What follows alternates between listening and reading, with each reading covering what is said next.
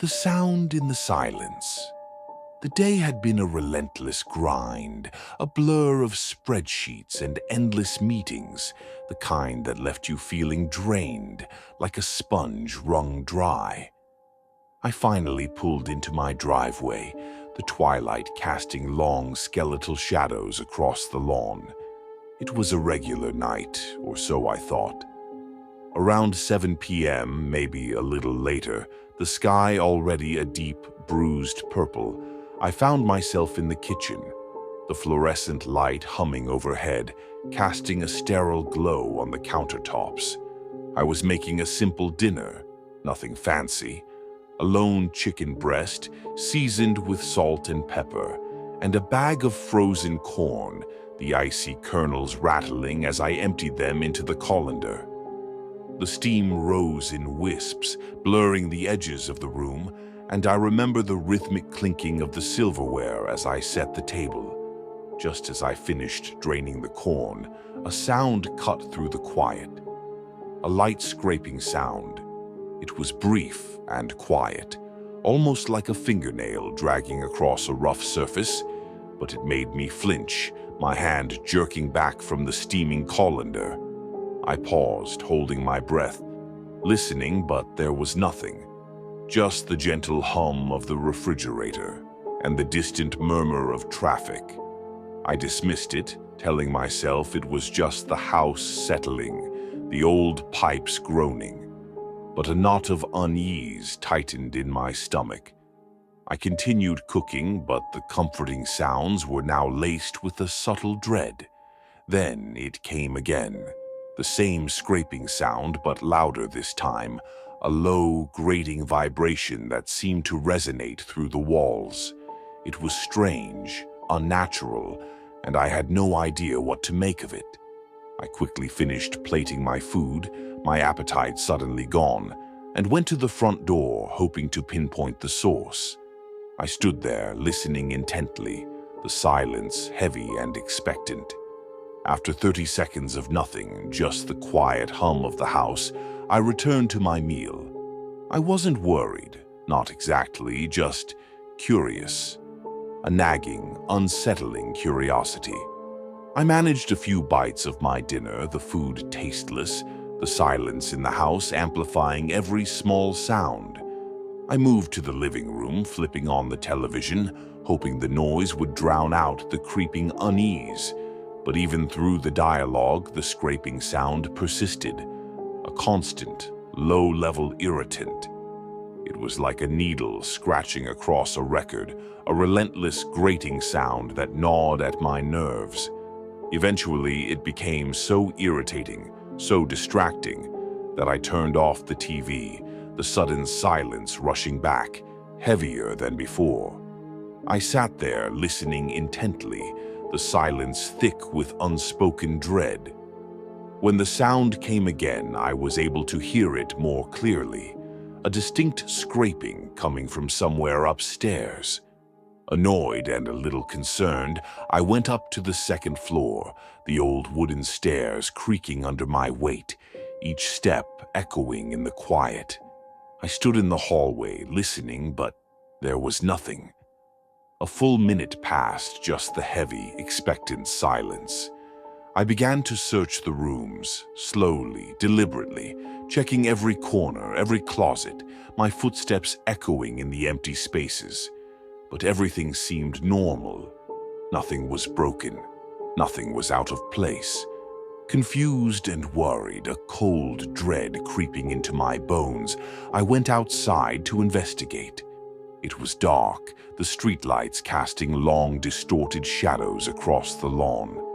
I thought maybe I might find a tree branch scraping against the house or some other external source. I went to the side of the house where a large oak tree stood, its branches reaching towards the sky like skeletal fingers. I scanned the tree, but there was no wind, not even a gentle breeze, and the branches were far away from the house, still and silent. I stood there, shivering in the cold night air, wondering how this was happening. What could possibly be making that sound? The silence was thick, heavy, and the darkness seemed to press in on me, a tangible presence.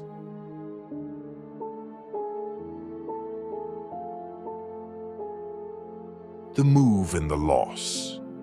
Growing up, my world was a bubble of suburban normalcy. Our house, a two-story colonial with a white picket fence, was nestled in a quiet neighborhood, the kind where kids played street hockey until dusk and neighbors exchanged pleasantries over freshly mowed lawns. My life was simple, predictable, and safe.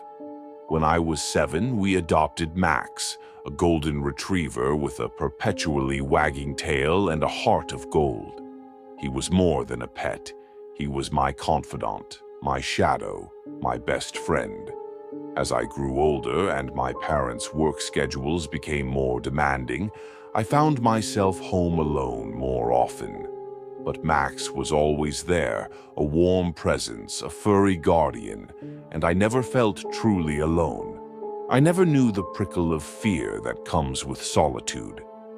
That changed when I turned 15. My parents, seeking a change of pace, decided to sell our comfortable home and move to a secluded one-story ranch house, 20 minutes outside of town. It was nestled deep within a dense, forested area where the trees seemed to swallow the sunlight and the silence was heavy, almost tangible. And then, that summer, Max passed away. It was a swift, cruel blow, a sudden emptiness that echoed through the house, through my life. I was grateful that it was summer break, that I didn't have to face the pitying glances of classmates, that I could grieve in the quiet solitude of our new, isolated home. After a few days of shared mourning, my parents returned to their routines, leaving me alone in the house, a house that felt too large, too empty without Max. It was the first time I had ever been truly, utterly alone. Every creak of the floorboards, every rustle of leaves against the window pane, every distant hoot of an owl sent a jolt of fear through me. We had only lived there for a few months, and the unfamiliar surroundings, the dense woods that surrounded us, the sheer isolation, made me feel vulnerable, exposed. I didn't feel safe. A week after Max's passing, it was a typical weekday. My parents left for work, the sound of their car fading into the rustling leaves. The house was a long, narrow, one-story ranch, the layout simple. A front door leading into the combined kitchen and living room, which then branched off into a long hallway lined with bedrooms. I had developed a strange, almost compulsive ritual in the past week. Before settling into my room, I would walk down the hallway, closing each bedroom door, ensuring the latches clicked securely into place. It was a small, irrational act, a flimsy attempt to create a sense of control in a situation that felt utterly beyond my control. I didn't like the sight of open doors in the hallway. They felt like gaping maws, invitations to the unknown. That day, I followed my routine, closing each door with a deliberate click until I reached my parents' bedroom. I pulled the door shut, but something felt wrong. I didn't hear the distinct click of the latch. I turned back and pulled the door again, harder this time, and finally the reassuring click echoed through the hallway. Satisfied, I went to my room, closed the door behind me, put on my headphones, and immersed myself in the digital world, seeking refuge in the noise and distraction. 2 hours later, around 9 a.m., the rumble of my stomach reminded me that I hadn't eaten breakfast. I took off my headphones, the silence of the house pressing in on me, and opened my bedroom door. As I stepped into the hallway, something caught my eye, a subtle shift in the familiar landscape. I turned my head and my heart lurched. My parents' bedroom door, the door I had meticulously closed and locked, was wide open like a silent scream in the quiet house.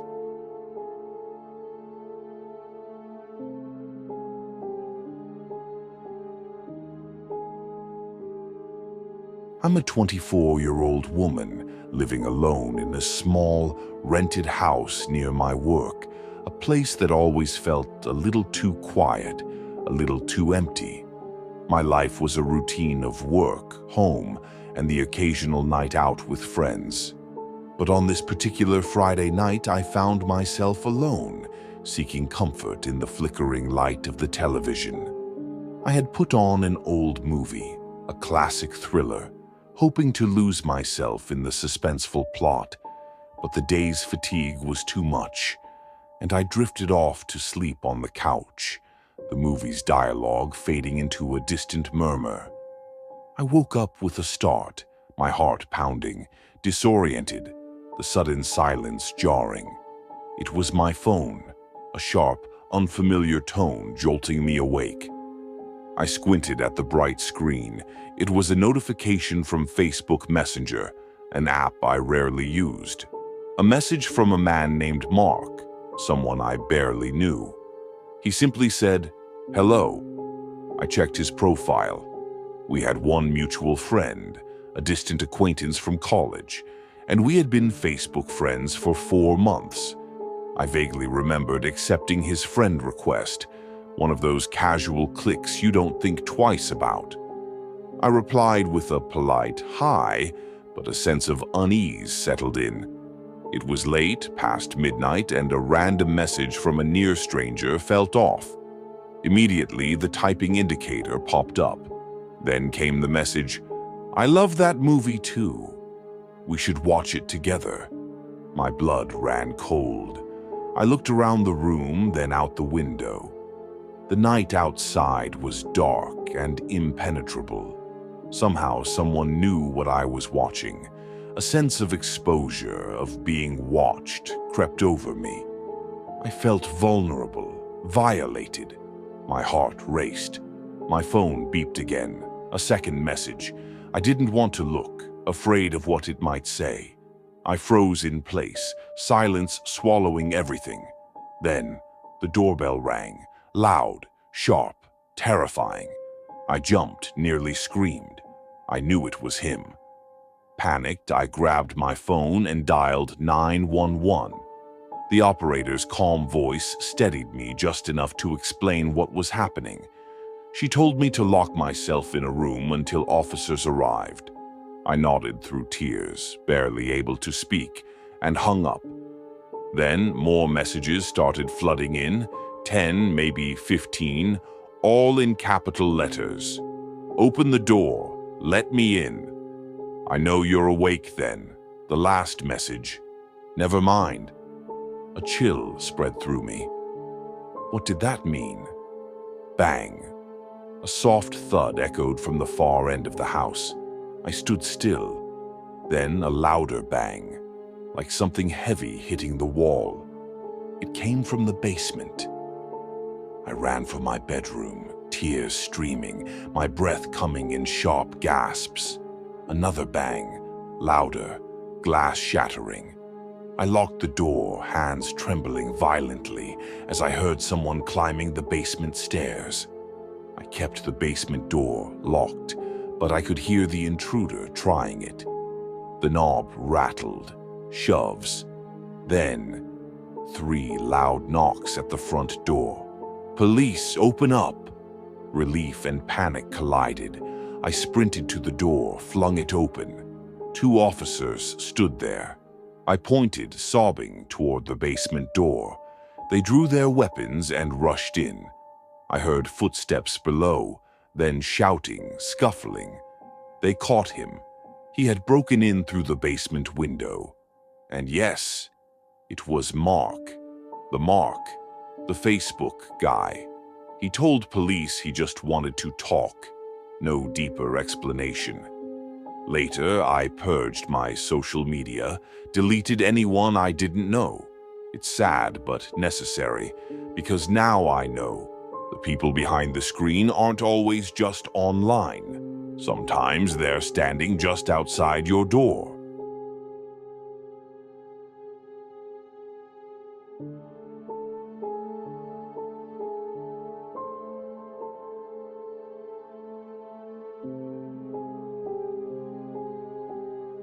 It was around 2012 or 2013, a time when the world felt just a bit quieter, a little less connected than it is now.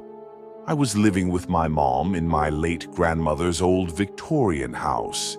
It was a large two-story structure full of charm and creaking wood, and after my grandmother passed in 2009, it became just the two of us and the quiet. My mom often went out to visit relatives around town, leaving me alone in the house. I didn't mind. I preferred staying in, sinking into the pixelated world of my computer games while music played in the background. On one particular night, that's exactly what I was doing. It was late, and the house was filled with its usual nighttime stillness, until everything changed. I glanced at the corner of my computer screen. It was nearing 11 p.m. Then a knock at the door. It wasn't just any knock. It was sharp, firm, loud enough to cut through the silence. Instantly, our 4 dogs went berserk, barking and rushing to the windows, claws scraping the glass as they tried to catch a glimpse of whoever was outside. They were always vocal, barking at anything, passing cars, squirrels, wind. But this time felt different. My bedroom faced the front porch. I stood up and looked through the window, peering out toward the door. There was someone standing on our porch. He was a shadowy figure under the porch light, maybe in his early 40s. He wore a brown work jacket, jeans, and had a weathered face like someone who'd had a long day. Despite the time, something about him didn't scream danger. He looked casual. He greeted me with a relaxed, "Hey, how's it going?" like we were neighbors catching up. Still, I hesitated. It was late. My mom rarely had visitors past dark, let alone unannounced ones. But I assumed he might have been someone she knew, a coworker maybe, so I cracked the door open. The dogs barked louder, frantic behind me.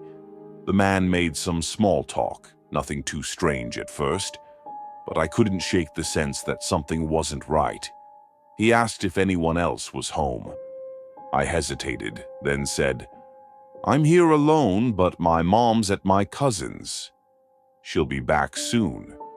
He nodded, still smiling, then said he had just moved from Indiana and was going door to door, introducing himself. "Back in Indiana, it's normal for people to do that," he explained when I expressed surprise at the timing. It was odd. Who goes house to house at 11 at night to introduce themselves? The moment stuck with me, especially that strange, lingering smile. Then he turned and walked away. I watched as he headed toward a modern, expensive-looking car parked just outside our driveway. Something didn't add up. About 30 to 45 minutes later, my mom came home. The dogs instantly calmed as she walked in. I told her about the man, how he claimed to be new to town, how he asked if anyone else was home. Her reaction was immediate. The smile dropped from her face. Her jaw clenched. A deep line appeared between her eyebrows. She didn't say much at first, but I could tell she was disturbed. She didn't recognize the man based on my description. "You were lucky the dogs were there," she said after a long silence. That sentence haunted me. She was right. If the dogs hadn't been barking like mad, would he have tried to come inside? If I hadn't said someone would be home soon, what would have happened? I never saw the man again. Maybe he really was a new neighbor with weird timing, or maybe he wasn't. Years later, I still think about that night. I wonder what he wanted, why he picked our house, why so late, why me? And sometimes when I hear a knock at the door after dark, my heart still skips a beat, remembering the night a stranger came calling and left behind a question I'll never truly answer.